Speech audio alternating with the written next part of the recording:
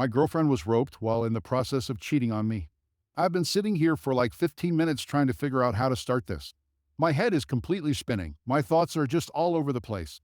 I guess with the backstory, I've been dating Sarah for just under 2 years now. She has a close friend, John, who she's known since she was a child. I never liked him. He was always a little creepy, blatantly flirted with Sarah for the entirety of our relationship, and made occasional passes that I was not comfortable with.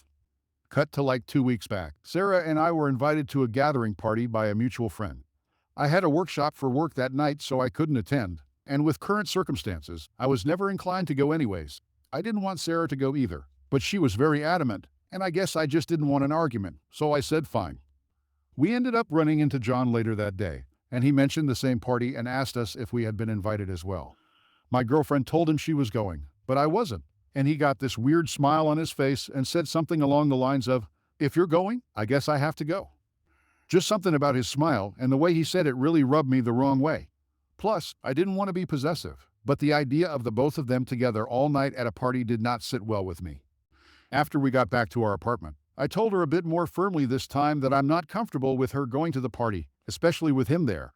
She told me I was overreacting and shut down the conversation. At that, I'm sure most of you can figure out where this is going. I went to the workshop, and she went to the party. It gotta be like 2 a.m., and she hadn't gotten home nor was answering my calls. Naturally, I was incredibly worried. About an hour later, one of her friends called me and told me she was found unconscious at the party and driven to the hospital. She was roped by John. After spending 2 days, including that night, at the hospital and talking with the police, I took her home. She told me John drugged her and dragged her upstairs where it happened in one of the bedrooms. She was an absolute mess. She didn't want to go outside. She wasn't eating, had terrible nightmares. I did everything I could to comfort her through this process. I was devastated for her and hated to see her like this. And I know this makes me sound like a terrible person. I don't blame her for John assaulting her. But I couldn't get the fact that I tried more than once to dissuade her from going to the party, and specifically saying her being with John makes me uncomfortable out of my head. I feel I could have done more to protect her, and she should have listened to how I felt. Important side note, turns out John is literal living garbage. After her assault, we both felt it was best to get justice. There were drugs in her system and all the physical indications of rope. We immediately filed a restraint order, and the police opened an investigation. Within the span of a week, after news had gotten around, 2 other girls came forward with similar encounters with John. So, the guy is basically a serial rapist. Cut to now. My girlfriend is still in no better shape than she was 2 weeks ago. She gets panic attacks out of nowhere. She's lost like 15 pounds and absolutely refuses to leave our apartment even to seek therapy. I was committed to taking care of her and being there for her. But I got a call from one of my close friends, Sam, this morning. It was a long conversation, but it basically boiled down to him, as well as many others at the party that night, saw Sarah flirting with John the entire beginning of the party. According to him and people he had been talking to, she was, at the very least, matching, if not being the initiator in these exchanges with John. He also recounts that she wasn't blackout drunk or seemingly that out of it, and worst of all, many saw her holding John's hand, taking John upstairs. At this point, I feel like I want to vomit. He told me he wanted the situation to cool down a bit before telling me, and was going to tell me after the party what happened. But with her being taken to the hospital under the circumstances, he didn't feel it was the right time. I decided to not assume anything and asked her about the specifics about what happened that night.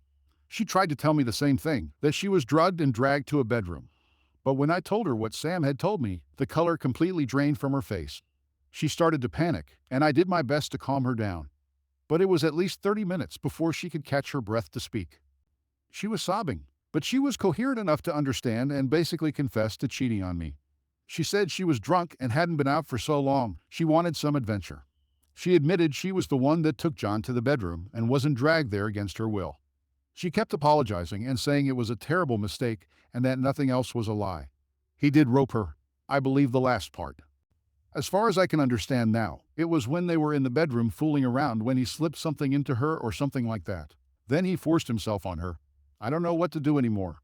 She was roped, but to me, everything before that was her still intending to cheat and actively cheating on me. I am devastated, and I don't even want to look at her right now. I left the apartment, and I'm currently at Sam's house. I don't know anything anymore. She lost her job too. I pay rent for the apartment where her name isn't on the lease, and groceries. She's become completely emotionally dependent on me the past few weeks. If I did break up with her, she would have nowhere to go. And as much as I resent her, I don't want something terrible happening to her. Please help. I need advice. I don't know what to do. TLDR. My girlfriend was roped by a friend at a party I was uncomfortable with her going to. I found out she lied and omitted the fact that she was in the process of sleeping with him that night. Anyways, she is both financially and emotionally dependent on me, and I need advice. Edit. There's been a lot of responses in a short time, so I thought it would be best to address some things here. First off, I've been made aware that 2 posts of somewhat similar situations have been posted to this sub in the past 2 weeks or so. I don't know what I could post here to prove this is true without exposing my privacy, so I'm sorry, but all I can do is give you my word. I'm just here looking for advice. I don't think this is something someone should be fantasizing for karma. It's completely upended my life. Second thing is people questioning Sarah's account of the events. I didn't include every detail because I'm just trying to get my thoughts out. But her story matches the other 2 women who came forward in terms of the pattern of John's behavior. The 2 other women were also initially in a consensual environment before he drugged them and assaulted them from what they've said and posted. A large part of the reason they didn't come forward was because it started as consensual, and they thought that would make them not be believed. I also didn't want to get too graphic, but the nature of Sarah's assault was very violent and not something most anybody would consent to, so that may be why he drugs them first as well. She had and still has traces of large bruises around her neck and other parts of her body, as well as scratches and gashes. I don't really doubt at all she was indeed assaulted. The drug found in her system was ketamine. While Sarah did enjoy partying, she never did anything harder than weed. Third, Sarah has been living abroad for school since starting college. Her parents have been made aware of the situation, but coming from a very religious background, while concerned for her well-being, aren't exactly being supportive nor have put in the effort to come see her. She never had many close friends for as long as I've known her, other than John.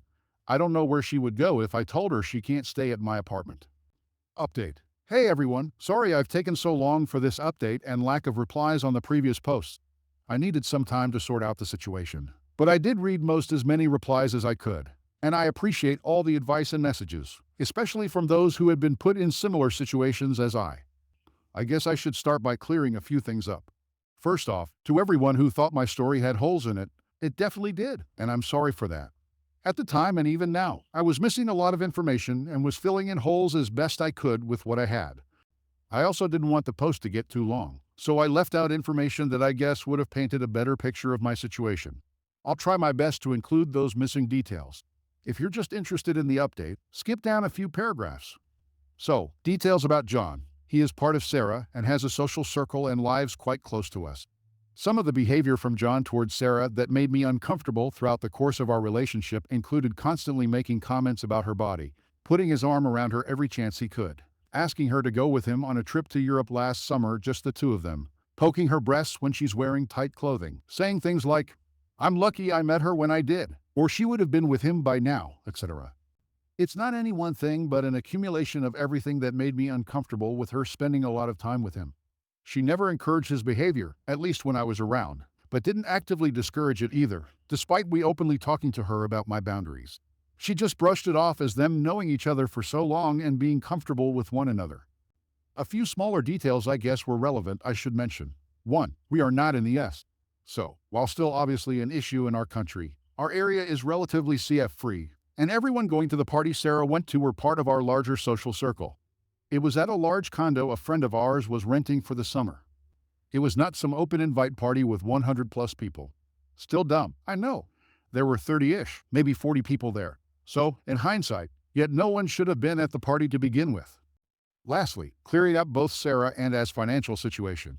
I am lucky enough to have my parents paying for my tuition, whatever scholarships didn't cover, so I can focus my resources on just day-to-day living costs like rent, groceries, etc. Sarah, on the other hand, was pretty much thrown to the wolves after finishing high school. Her parents, like I stated in my edit, are very religious and very controlling. So, they told Sarah they were only going to pay for her schooling if she went to a local college. She refused and came to my school. She lived in residency for her first 2 years, which was covered by financial aid. I got my apartment about a year ago, and with COVID and her not wanting to go back home, we decided it would be best if she moved in with me. Her finances are basically completely tied up in tuition and student loans, so I offered to keep paying full rent despite her living with me full-time. Actual update. Oh boy, I wish I could say things have gotten more clear in the past week. But honestly, it's been a total cluster of CK, and it's only gotten worse. I spent a few days at Sam, reaching out to friends, trying to get a clearer picture of what happened that night before going back to talk to Sarah. I got told the same story multiple times that she was the one who started flirting with John and led him upstairs. I should say right now, in my first conversation with Sarah confronting her, she didn't explicitly say she had intended to sleep with him that night.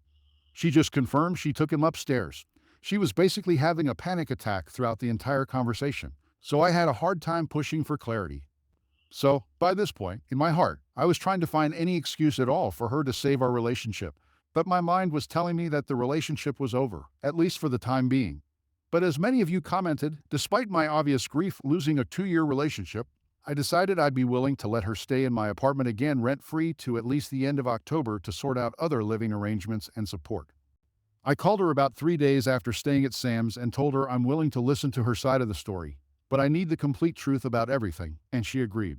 So, I went back to my apartment later that evening. We sat down, and I asked her about what really happened that night. She started crying right away, but not panicking, and told she had to tell me something about herself. Sarah has always been into the partying scene more than me. I've never really been comfortable around drugs and that environment in general, but I went with her anyways about once a month or so. Her, on the other hand, would have girls' nights out and parties pretty much every weekend. Right at the beginning of our relationship, I told her I'm not really comfortable being with someone that is involved with hard drug use. My brother has a history of addiction, and I've seen what it can do to somebody and the people around them.